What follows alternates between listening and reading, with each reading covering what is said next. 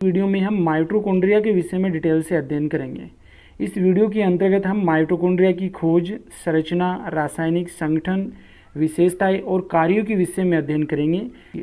तो आइए शुरू करते हैं। आज का हमारा टॉपिक माइटोकॉन्ड्रिया। माइटोकॉन्ड्रिया को हिंदी में सूत्रकणिका कहते हैं। माइटोकॉन्ड्रिया को सर्वप्रथम कोलिकर नामक वैज्ञानिक ने कीट की रेखित पेशियों में देखा था। यानी कि सबसे पहले कोलिकर नामक वैज्ञानिक था जिन्होंने सबसे पहले कीट की रेखित पेशियों में माइटोकॉन्ड्रिया को देखा था। फ्लेमिंग ने 1882 ईस्वी में माइटोकॉन्ड्रिया को फाइलिया नाम दिया था। इसी प्रकार अल्टमान ने 1894 ईस्वी में माइटोकॉन्ड्रिया को बायोप्लास्ट कहा था और सी बेंडा ने 1897 ईस्वी में इसे माइटोकॉन्ड्रिया नाम दिया था। तो इससे संबंधित बहुत बार एग्जाम में क्वेश्चन पूछा गया है कि बायोप्लास्ट नाम किसने दिया था और माइटोकॉन्ड्रिया नाम किसने दिया था। नेक्स्ट है, माइटोकॉन्ड्रिया की खोज का श्रेय किसे जाता है? तो माइटोकॉन्ड्रिया की खोज का श्रेय फ्लेमिंग व अल्टमान को दिया जाता है, लेकिन सामान्यतः हम अल्टमान को ही मानते हैं माइटोकॉन्ड्रिया के खोजकर्ता के रूप में, जिन्होंने माइटोकॉन्ड्रिया को बायोप्लास्ट कहा था। सिक्विज ने माइटोकॉन्ड्रिया को कोशिका का शक्तिगृह कहा था, यानी कि पावर हाउस ऑफ सेल्स किसने कहा था? सिक्विज नामक वैज्ञानिक ने कहा था। पेटेजियस ने पेशियों में पाए जाने वाले माइटोकॉन्ड्रिया को सार्कोसोम नाम दिया था।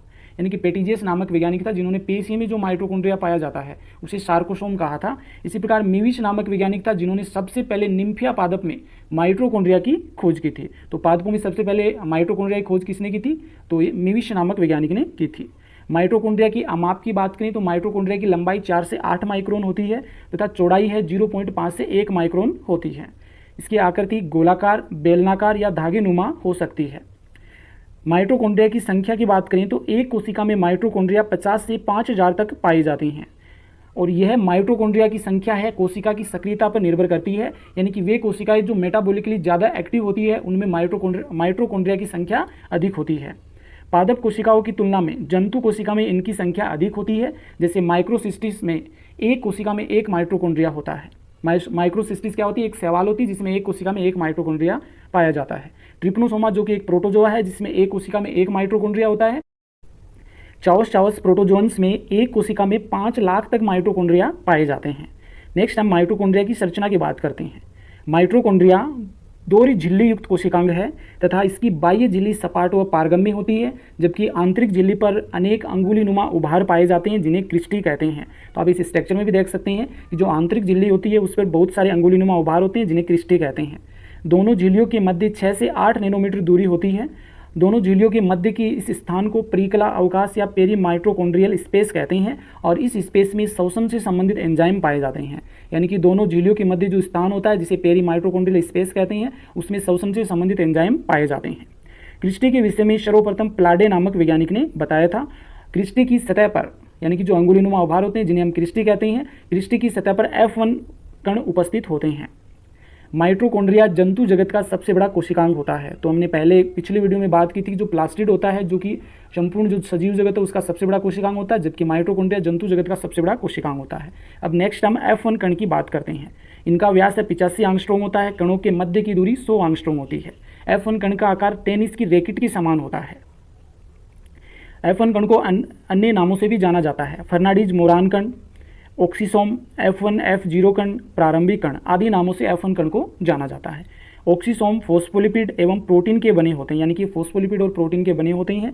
F1 कण को 3 भागों में बांटा जाता है। सबसे नीचे का भाग होता है जिसे आधार कहते हैं, मध्य का जो भाग होता है उसे वृंत कहते हैं और सबसे ऊपर का जो गोलाकार भाग होता है जिसे सिर कहा जाता है, हेड कहा जाता है।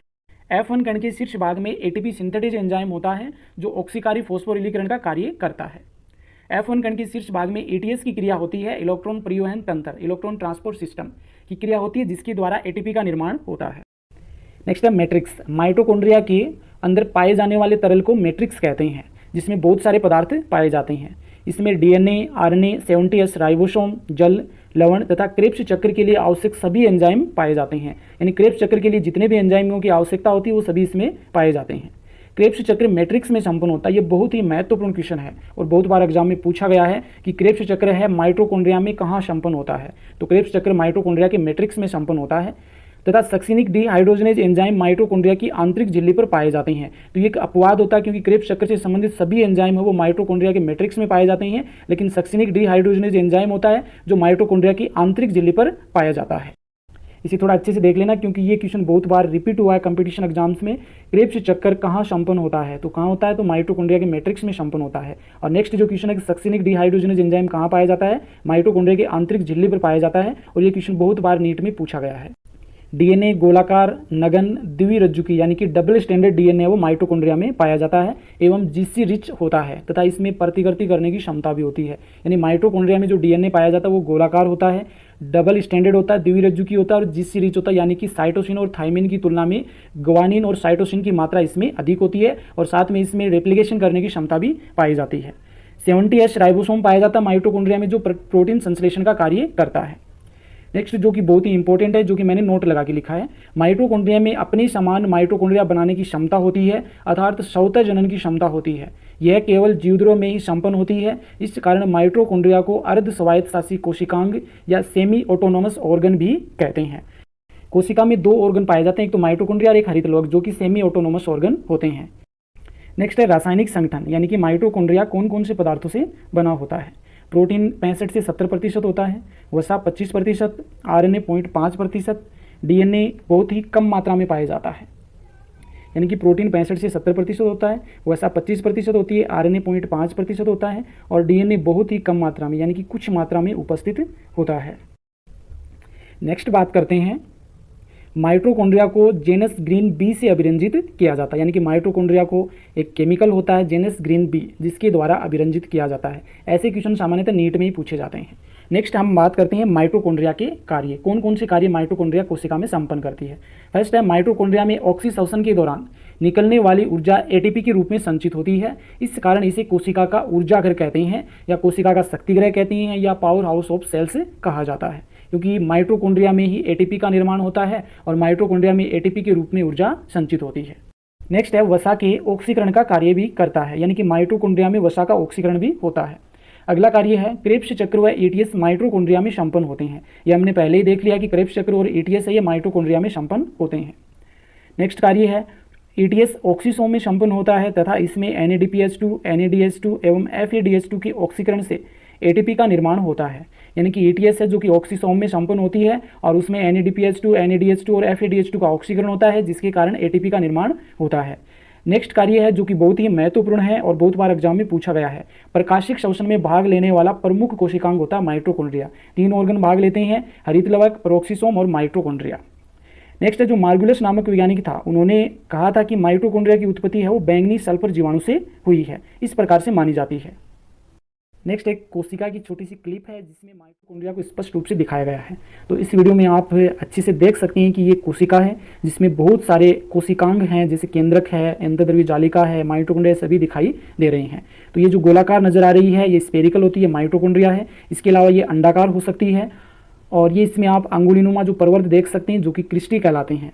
इसकी चारों ओर है वो यानी कि 2 झिल्ली होती है, तो उस बाहर की ओर है आउटर मेम्ब्रेन होती है, बाहरी झिल्ली होती है और अंदर की ओर आंतरिक झिल्ली होती है। आंतरिक झिल्ली पर बहुत सारे अंगुलीनुमा उभार पाए जाते हैं जिन्हें हम क्रिस्टी कहते हैं। और क्रिस्टी के ऊपर है छोटे छोटे टेनिस के रैकेट के आकार के F1 पार्टिकल्स या F1 कण पाए जाते हैं, जिनको आप आसानी से देख सकते हैं। और इन F1 कणों में क्या होता है, ग्लूकोज और ऑक्सीजन की क्रिया के फलस्वरूप एटीपी का निर्माण होता है, जो कि इस प्रकार से होता है, आप इसमें देख सकते हैं एटीपी का निर्माण होता है। इसी कारण से हमको जो माइटोकॉन्ड्रिया है जिसे हम पावर हाउस ऑफ सेल्स कहते हैं या कोशिका का शक्तिगृह कहते हैं। जो येलो येलो नजर आ रहा है ये माइटोकॉन्ड्रिया का मैट्रिक्स होता है, जिसमें आरएनए, डीएनए, खनिज लवण, जल, इसके अलावा जो क्रेब्स चक्र है उससे संबंधित सभी एंजाइम इस मैट्रिक्स वाले